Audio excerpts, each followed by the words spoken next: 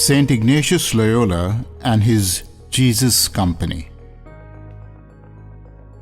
The Jesuits have a founder who is one of the great unknowns in church history, Ignatius Loyola. People remember him as a soldier who was wounded in battle and thereby changed his life, but little else. Ignatius was much, much more. He left his mark on world history, for he changed the way in which we think and pray. How did he do this? First, he authored a book, a slim volume called The Spiritual Exercises. Then he started a group of men called the Jesus Company, or Jesuits, who changed the world through the schools they built. Perhaps you attended a Jesuit school, a Jesuit college, so you know the difference. But first, let's situate Ignatius in history. He was born in 1492 in Spain, the year Columbus discovered America and began the age of European exploration. In India, Ignatius's great contemporary was Guru Nanak, founder of the Sikhs. Nanak received his great vision in 1499 as a young man of 30, when Ignatius Loyola was 7. When he was 30, Ignatius was wounded in battle. That was in 1521, the year in which Martin Luther challenged the Pope and began the Protestant Reformation in Germany. 5 years later, 1526, young Babur won the first battle of Panipat and ushered Mughal rule in North India. So, these were times of great change and turbulence, both in India and in Europe. As we've said, the turning point in Ignatius's life came when, as a young and ambitious soldier, he was wounded in battle and saw all his grand plans for the future collapse. It was during his prolonged convalescence that he experienced a change of direction. His little book, The Spiritual Exercises, put together much later, captures these changes. Even more, it helps others to make the right life choices. Over the centuries, it has helped millions to discern where God is leading them, by teaching them to pray, to meditate, to read the Gospels, and every day to examine the choices and decisions they make. And whenever they feel confused and uncertain, to seek the help of a spiritual guide.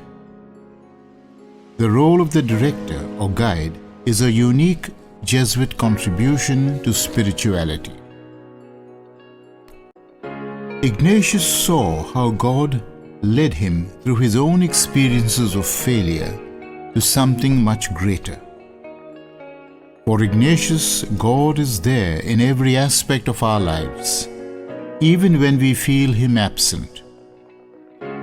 For Ignatius, our feelings are important to our relationship with God, and our own experiences are the key to our faith. This is why we may rightly say that this little book, The Spiritual Exercises, taught the modern church to pray. It's a book to be put into practice, not just to be read and put aside. But Ignatius did more, much more. He collected a group of men around him who soon dazzled the world with their zeal and energy. History knows them as the Society of Jesus, or simply as the Jesuits. because he wanted their real leader to be Jesus, not Ignatius. Some of these Jesuits are familiar to us. Francis Xavier, Ignatius's close friend, the zealous missionary who preached the love of Jesus to thousands in India, Sri Lanka, Malaysia, Philippines, Japan, and who died trying to enter China. Edmund Campion, scholar, writer, public speaker, favorite of Queen Elizabeth I of England, who gave up the privileges of fame and died for his beliefs. Rudolf Aquaviva, friend of the Emperor Akbar, invited to his court in Fatehpur Sikri for religious disputations with those of other faiths. Teilhard de Chardin, eminent paleontologist and prophet, whose books, The Divine Milieu and The Phenomenon of Man, are being reread today in the context of ecology. Christopher Clavius, the Jesuit astronomer who mapped the moon 4 centuries before the Apollo moon landing. Jerome D'Souza, beloved principal of Loyola College, Madras, friend of Raja Gopalachari and Nehru, member of the Constituent Assembly. Jorge Mario Bergoglio, better known as Pope Francis, the first Jesuit Pope, who in the short space of 3 years has turned the whole Church upside right. Wherever they went, Jesuits set up schools and introduced novel ways of teaching, methods which captured the imagination of their contemporaries. The Jesuits invented the textbook, something we take for granted today. A textbook makes a selection of writings and leads the reader in a graded and systematic way to master the subject. Printing, a new invention, made possible multiple copies of the same text.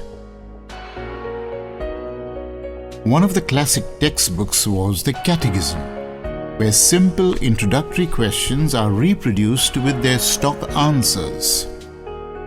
On websites today, we call these FAQ.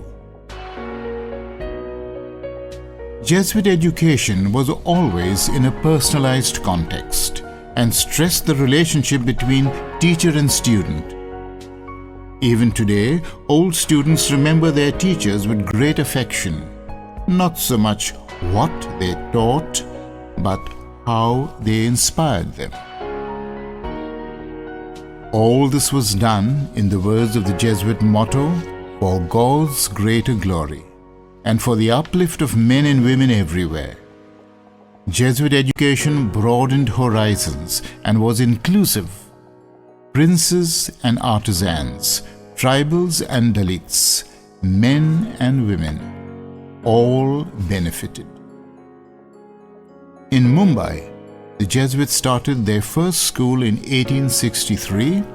It was an orphanage in Bandra, St. Stanislaus. It is still one of the best schools in the city. And then in 1869, St. Xavier's at Dhobitalau began first as a school and then developed into one of the finest colleges in the country.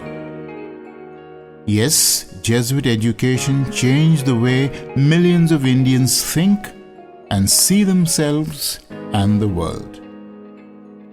Proud as we may be of these Jesuit contributions in the past, our challenge lies in asking, where would Ignatius wish his men to be present today? One major problem today is refugees, the forced and unjust displacement of peoples across the world. For the last 40 years, the Jesuit Refugee Service, present on every continent, addresses this issue across the lines of race, class, and gender. Not that there are no dangers.